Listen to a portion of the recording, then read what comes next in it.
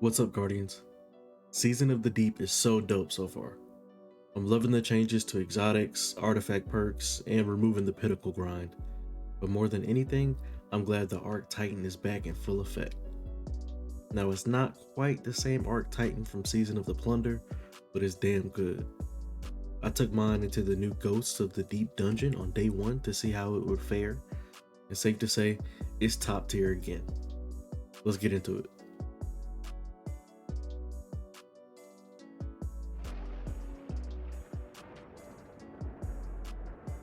Let's take a quick look at the build. I'm rocking an Ikelos SMG with Bolt Shot and Feeding Frenzy because you just can't go wrong for this gun in an arc build, and Thunderlord for my main damage options. Thunderlord does so much damage and can be used on most raid and dungeon bosses while competing with the best of the best from a DPS standpoint. It also stuns overload champions now, which is super convenient. Put this on with 2 Arc Surge mods and people will constantly ask, what are you running for DPS? There are multiple pieces of exotic armor that you could rock, but I'm going with Cuirass of the Falling Star so I could get greatly increased Thunder Crash damage. Also, because one of my favorite artifact perks is back this season, Thunderous Retort. Thunderous Retort gives additional arc super damage if you cast the super while you're amplified or critically wounded. If you're new to the game, you become amplified by defeating enemies with arc damage. Super simple. And the damage increase on top of Cuirass is insane. Throw on electric armor so that you stay amplified longer while your arc subclass is equipped, and then amped up so you gain damage resistance while you're amplified. Just a quick note on the artifact, this build is already really strong and I haven't even gotten to the last column of the artifact yet, but let's keep moving. Now for the subclass. You're going to want to do pulse grenades, and then Seismic Strike for your melee. Seismic Strike blinds enemies in a close radius, which helps you get out of tight jams. They did recently nerf it so you can't spam it for movement anymore, but it's still really good. For your aspects, you're going to want Touch of Thunder, so that your pulse grenades generate ionic traces over time as it damages a target. These ionic traces are going to give you a large amount of ability energy, which is going to be really crucial for your quick ability uptime on this build. Knockout makes your melee kills trigger health regen and makes you amplified. Fragments are always debatable in my opinion, but the one that you absolutely need is Spark of Discharge. Spark of Discharge states that any arc weapon final blows have a chance to create an ionic trace. That's free ability energy just for using an arc weapon. Yes, please. I was able to make quick work of the first encounter thanks to pulse grenades being able to destroy almost an entire spawn of enemies, since they always spawn at the same places in each area.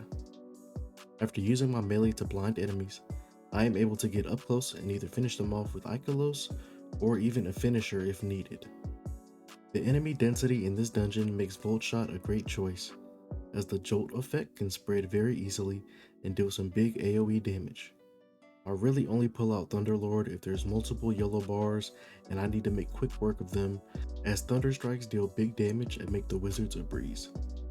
By the time I'm done fighting each enemy camp and need to return to dunk the statues, Thunder Crash is up. I use T-Crash at the statue area typically, hit Deep Sight, dunk the statue, rinse and repeat. In the second encounter, Pulse Grenades and Seismic Strike saved my life countless times. The ad density is insane here, and the ads respawn lightning fast. The blinding effects from Seismic Strike worked wonderfully in the crowds of enemies, and Pulse Grenades damaged multiple enemies per throw, refunding ability energy with each hit. Quick tip: this hallway at the back of the arena is a great place to hide while your teammates are underwater. Enemies do come out of the door behind you, but they're just acolytes and they actually run right by you at first, so they're not a threat at all. Damage phase. Thunder Crash did work up close and personal, and I was able to use Conditional Finality and Bequest to get the job done. But yes, it took forever. Holy shit, Bungie, tone down the shields on this guy, please.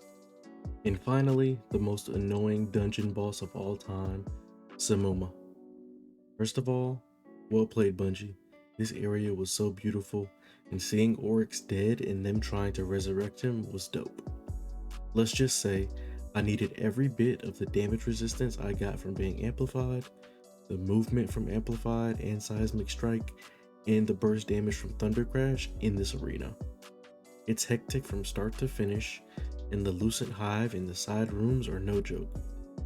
Ultimately, Thunderlord did numbers on DPS, with the boss being pretty far away, but not moving around too much, allowing for easy crits.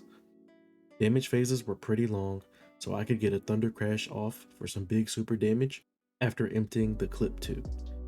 I was pleasantly surprised at how well the build performed, with the only true source of healing being triggered by melee kills. Ultimately, I T-crashed Sumuma and stopped Oryx's resurrection. Arc Titan proved it could handle some tough content, which is honestly a problem, because I'm not going to want to take it off this season. If you made it this far, thanks for watching.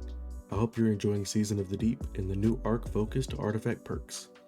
If you haven't yet, go do the new dungeon. It's honestly amazing and one of the best dungeon experiences in Destiny 2. The armor is sick too. Appreciate the love. Go get after it, Guardians. Peace.